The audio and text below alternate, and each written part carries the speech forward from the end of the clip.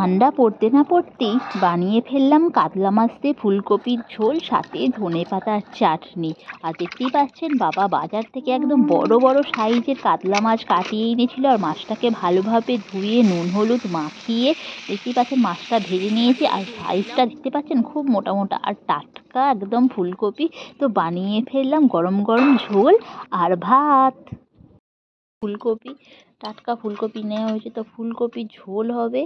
আর এখানে আলু কেটে রেখেছি, সাথে এই যে ধনেপাতার চাটনি। আর ওদিকে তো ভাত বসিয়ে দেওয়া হয়েছে। তো দেখো রোদ্দুরটা বেরিয়েছে, খুব সুন্দর লাগছে।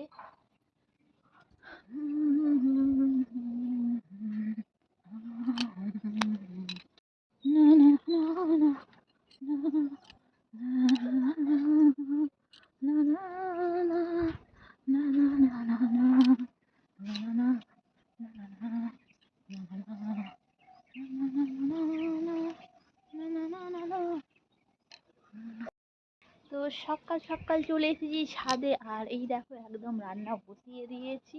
তো আজকে হবে এই যে ফুলকপি। তো এই যে দেখতে পাচ্ছ ফুলকপি, তো ফুলকপির ঝোল হবে। শীত তো পড়েই গেছে, আর ফুলকপির ঝোল খেতে তো দারুণ লাগে শীতকালে, সাথে মাছ দিয়ে ফুলকপির ঝোল। তো বাবা বাজারে গেছে মাছ আনতে, কেটে নিয়েছি। সাথে এই যে ফুলকপিগুলো কাটবো, টাটকা টাটকা ফুলকপির ঝোল। এই যে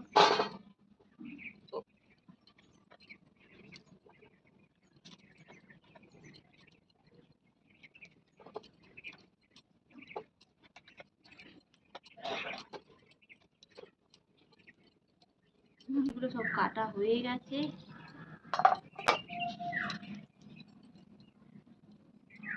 আর এই যে ধনেপাতা, তো ধনেপাতার চাটনি হবে। তো ধনেপাতাগুলো এখন পরিষ্কার করে কেটে নিচ্ছি।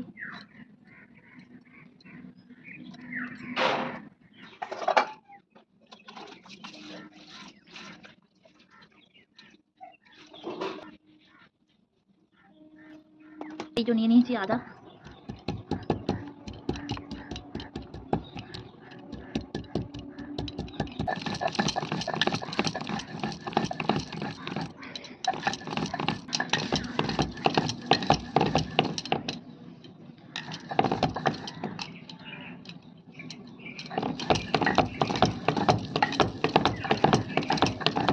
আর এখানে নিয়ে নিয়েছি কটা রসুন কুচি, আর এই যে কাঁচা লঙ্কা। তো এটা বেটে নেব।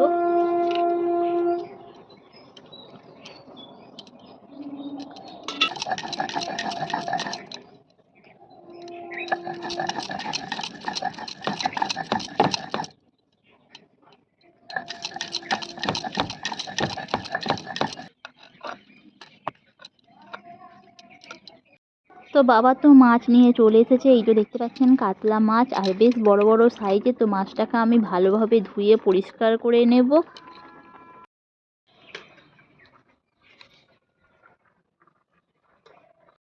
আর মাছটা এদিকে ভালো করে ধুয়ে নিয়েছিলাম, দেখতেই পাচ্ছেন। আর নুন আর হলুদটা একটু মাখিয়ে দিলাম। এবার মাছটা ভাজার পালা। আর দেখতে পাচ্ছেন মাটির উনুনে আমার রান্না করতে তো ভীষণই ভালো লাগে। আর এদিকে সবুজ প্রকৃতি, আরও সব কিছু মিলেমিশে একাকার। আর এদিকে মাছটা তেল গরম হয়েই গেছে। তো মাছটা এবার ভাজতে দিয়ে দেবো।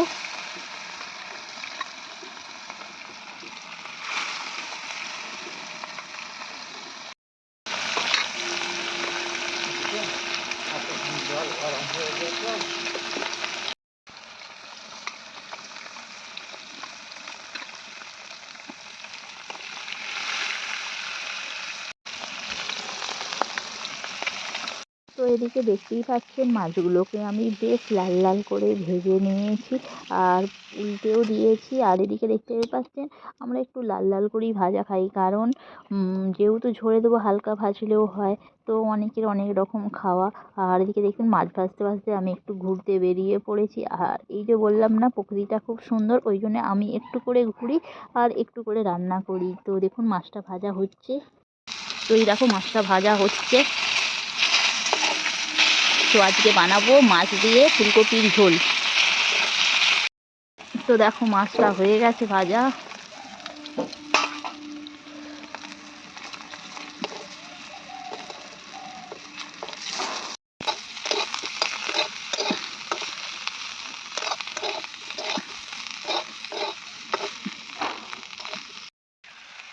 এদিকে তো ফুলকপিগুলো ভেজে নিলাম আর তারপরেই আলু দিয়ে দিলাম। আলুটা সিদ্ধ করে নিয়েছিলাম আর এর মধ্যে আদা বাটা, জিরে বাটা সাথে দিয়ে দিয়েছিলাম টমেটো। ভালোভাবে এটাকে কষিয়ে নিলাম আর দেখতে পাচ্ছেন সামান্য একটু জল দিয়ে দেবো। আলুগুলো মোটামুটি সিদ্ধই হয়ে গেছে।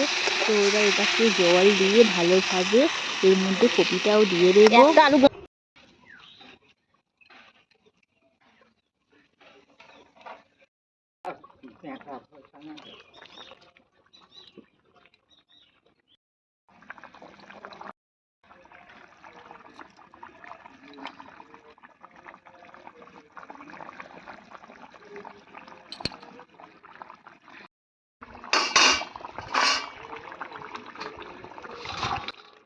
তো এদিকে ঝোলের আলু আর ফুলকপি তো মোটামুটি সিদ্ধই হয়ে গেছে। তারপর গরম গরম ঝোলে দিয়ে দিলাম মাছ ভাজাটা।